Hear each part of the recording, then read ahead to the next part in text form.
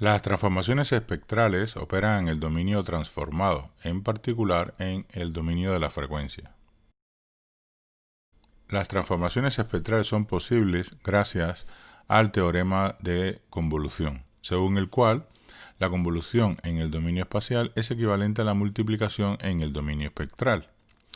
F y H mayúscula de Mn corresponden a la transformada discreta de Fourier de F y H minúscula en XY, respectivamente.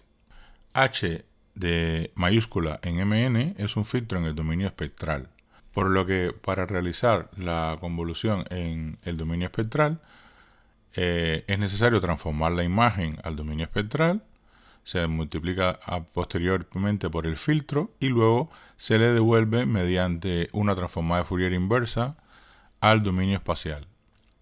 F mayúscula es la transformada de Fourier, la transformada discreta de Fourier, y f elevado a la menos 1 es la transformada discreta de Fourier inversa.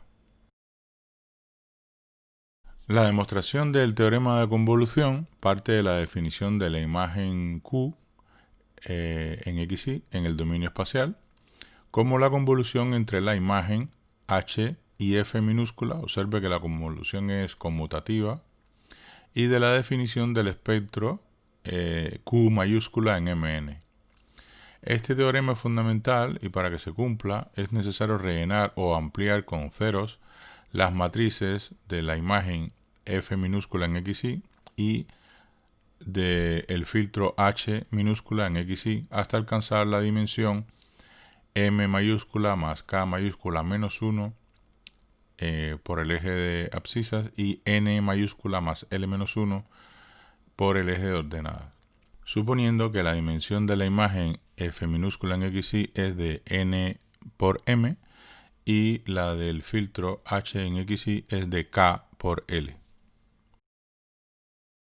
La distribución de frecuencias en el dominio espectral corresponde a en tono oscuro, zona de baja frecuencia, tono medio, zona de medias frecuencias, y tono claro, zona de altas frecuencias. En nivel de continua, donde m es igual a n igual a 0, está justo en el centro y las frecuencias aumentan radialmente hacia afuera.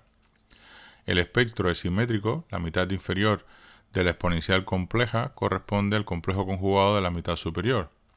En definitiva, la mitad inferior es redundante y eso implica que el espectro siempre se ve doble. Estos son los tipos de filtros básicos en el dominio espectral. De izquierda a derecha, filtro paso bajo, filtro paso banda, filtro muesca o de banda rechazada, que es el complemento del filtro paso banda, y el filtro paso alto, que es el complemento del filtro paso bajo. Se representa en blanco el rango de frecuencias que el filtro deja pasar y en negro el rango de frecuencias que el filtro bloquea. R en las fórmulas es la distancia euclidia entre el punto espectral m,n y el centro del espectro, y R sub 0 es el radio de corte. Los filtros de paso banda y de banda rechazada poseen dos radios de corte, R sub 0 de baja frecuencia y R sub 1 de alta frecuencia.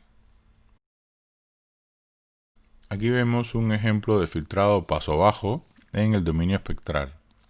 De izquierda a derecha está la imagen de referencia, a continuación la imagen contaminada con ruido gaussiano con una relación señal-ruido de 0 decibelios, después la imagen filtrada y por último el filtro paso bajo empleado.